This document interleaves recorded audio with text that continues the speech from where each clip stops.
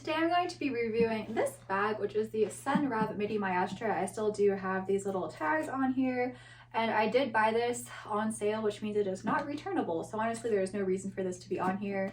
But those are good things for you to know as I will explain this review.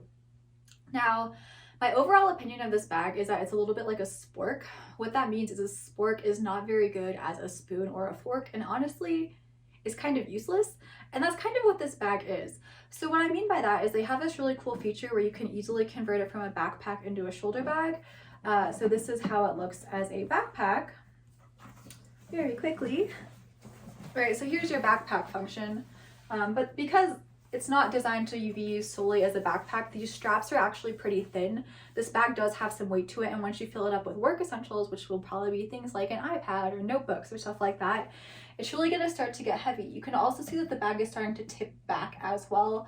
And while you can adjust the shoulder straps to be at a different length, it's still going to be happening a little bit.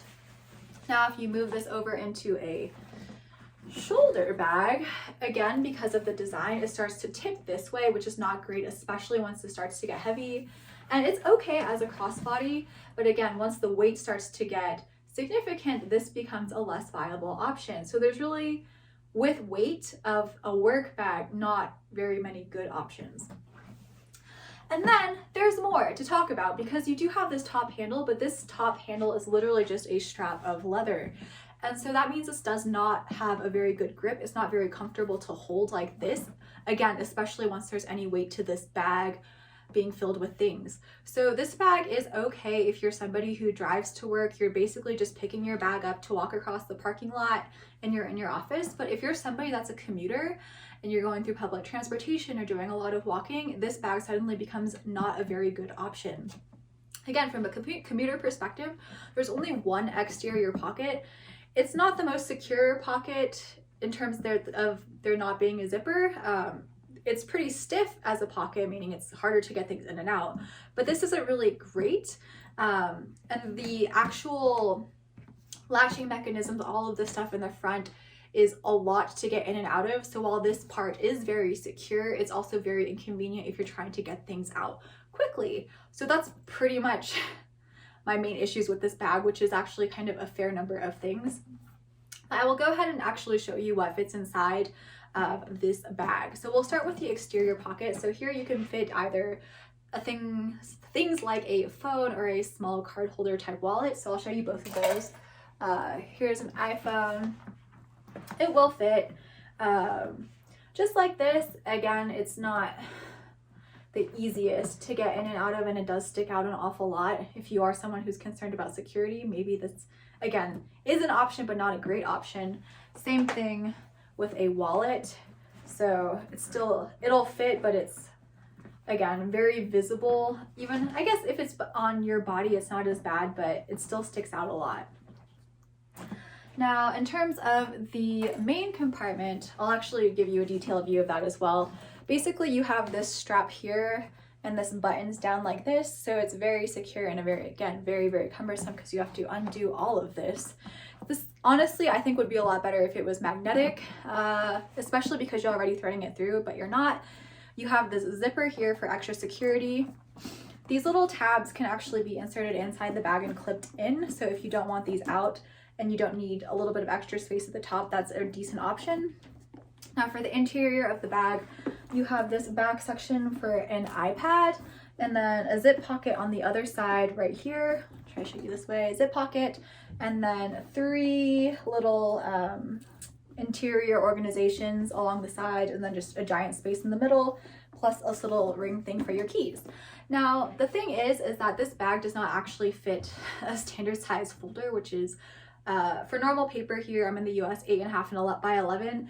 So the folder part is a little bit bigger than that. So here I have my standard size folder. So it's really not an extra large folder by any means. It's just a regular size folder.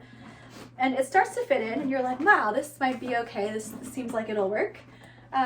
But it doesn't. It starts to stick out like this. So maybe, you know, if you can find a color that matches your bag, you can make it work, but it doesn't go in far enough for this to even secure along the front. You can't zip it either, so you're kind of just dealing with an open bag at this point.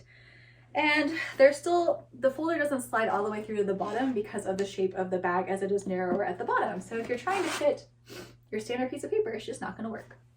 All right, let's move on to an iPad. That was basically why I bought this bag, was I wanted a bag where I could fit my iPad. So I have my, just dropping things, iPad Pro with the case. Now the case is the keyboard, so that means that it's a lot thicker, and it's also actually pretty heavy. And with the case on, it actually will fit in this back pocket like this, and it will actually snap close as well. So that actually fits no problem, the weight issue aside. And if you have something larger, like this is my iPad case that I normally put it in, which is very puffy, that will not fit in the back compartment, but it will fit in the middle compartment, which I will now do here on the side. So if I put this in here, that's fine, it's great. Capacity is not the biggest issue with this bag. It's the other things that I've already mentioned. Again, I can put my keys in here on this little strap, which is, I guess, pretty convenient. These are the thing that I dropped. So I can clip my keys in here, which is just like that. And then I still have plenty of room along these sides for things like putting my phone. Let's try this pocket. Nope, not that pocket. So you kind of have to, the pockets have different sizes, so you kind of have to pick the right one. And my wallet. Let's pick a pocket. That one doesn't fit. Yeah, I mean, there's not even like a good spot for, there's only one larger interior pocket, so that's either for the phone or the wallet, which means that something else is either going to be floating in the bag or it has to go on the outside, so you can kind of make that pick. So basically, here it all is. I put the wallet on the back, and then iPad stuff, phone, all of that inside. There's still some space left over. Not a ton of space, but enough for any sort of other smaller items that you might be wanting to carry. And doing all of this up just like this. So now, this bag is really, really, really, really heavy. And I can definitely feel the weight of this bag.